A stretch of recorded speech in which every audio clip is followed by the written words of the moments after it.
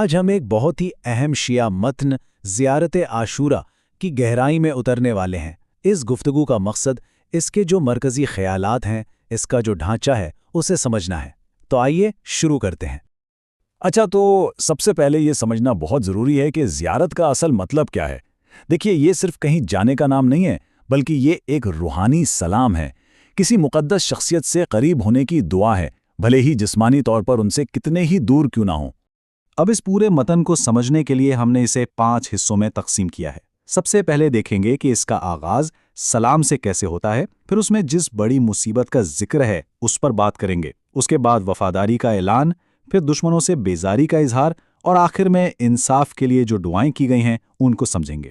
تو زیارت شروع ہوتی ہے بہت ہی عقیدت بھرے سلاموں کی ایک پوری لڑی سے۔ یہ سلام امام حسین اور ان کے اہل بیت کو پیش کیے جاتے ہیں، اور یہی حصہ ہے جو اس پوری دعا کا آپ کہہ لیں کہ ایک ٹون سیٹ کرتا ہے، ایک بنیاد رکھتا ہے، جو کہ احترام اور محبت سے بھری ہوئی ہے۔ اس دعا میں ایک جملہ بار بار آتا ہے، آپ پر سلام ہو، یعنی السلام علیک۔ یہ جو تکرار ہے نا، یہ اصل میں امام حسین کے لیے بہت گہرے احترام اور محبت کے جذبے کو دکھاتی ہے، اور یہ جذبہ پورے متن میں محسوس ہوتا ہے۔ یہاں ایک اور دلچسپ بات یہ ہے کہ متن میں صرف نام نہیں لیا گیا، بلکہ مختلف القابات استعمال کیے گئے ہیں۔ یہ القابات جیسے کہ رسول اللہ کے بیٹے یا امیر المومنین کے بیٹے، امام حسین علیہ السلام کے نسب اور ان کے بلند مقام کو بہت واضح کرتے ہیں۔ اس سے ان کی روحانی اور خاندانی دونوں طرح کی اہمیت کا پتہ چلتا ہے۔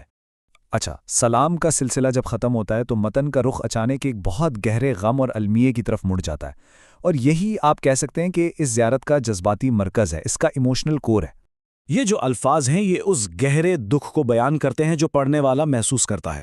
یہاں جو لفظ استعمال ہوئے نا، جیسے شدید اور ناقابل برداشت، یہ اس واقعے کو صرف ایک تاریخی واقعہ نہیں بلکہ ایک ذاتی اور اجتماعی صدمے کے طور پر پیش کرتے ہیں۔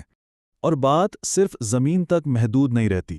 متن یہ کہتا ہے کہ اس المیے کو صرف کوئی تاریخی واقعہ نہیں سمجھا گیا، بلکہ اسے ایک کائناتی سانحہ، ایک کاسمک ٹریجڈی قرار دیا گیا، جس کا اثر زمین سے لے کر آسمانوں تک محسوس ہوا۔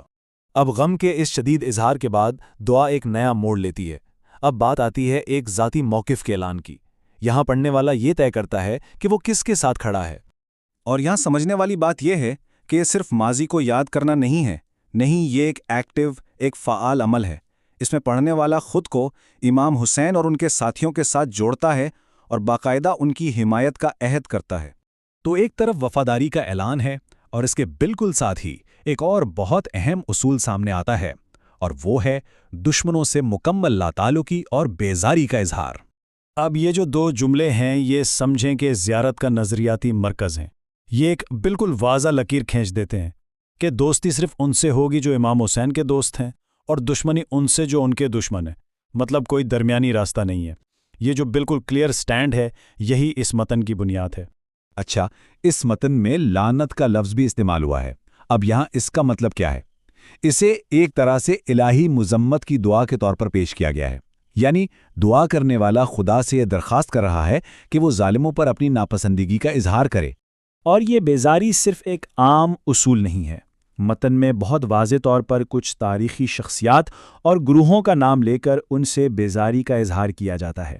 ان میں وہ لوگ شامل ہیں جنہوں نے متن کے مطابق ظلم کی بنیاد رکھی، اور وہ بھی جو کربلا کے واقعے میں براہ راست شامل تھے، بشمول ان کے خاندانوں کے۔ تو وفاداری کا اعلان ہو گیا، دشمنوں سے بیزاری کا اظہار بھی ہو گیا۔ اس کے بعد کیا؟ اب ہم اس حصے کی طرف آتے ہیں جہاں پڑھنے والا خدا سے کچھ درخواستیں کرتا ہے۔ یہ حصہ امیدوں اور دعاؤں کا ہے۔ یہاں بنیادی طور پر 4 اہم دعائیں کی جاتی ہیں۔ پہلی، یہ کہ انصاف قائم کرنے میں اپنا کردار ادا کرنے کا موقع ملے۔ دوسری، امام حسین کے وسیلے سے خدا کی نظر میں عزت ملے۔ تیسری، آخرت کے دن ان کی شفاعت نصیب ہو۔ اور چوتھی اور آخری دعا یہ کہ زندگی اور موت دونوں محمد اور آل محمد کے بتائے ہوئے راستے پر ہوں۔ اور یہ اقتباس یہ اس دعا کے حتمی مقصد کو بالکل واضح کر دیتا ہے۔ مقصد کیا ہے؟